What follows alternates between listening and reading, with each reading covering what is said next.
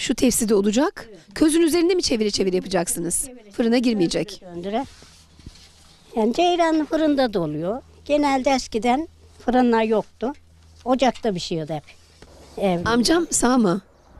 4 sene oldu sizler ömür. Yalnız mı kalıyorsunuz? Çocuk çocuk var mı? Yok. Yok. Yalnızsınız. Yalnızım.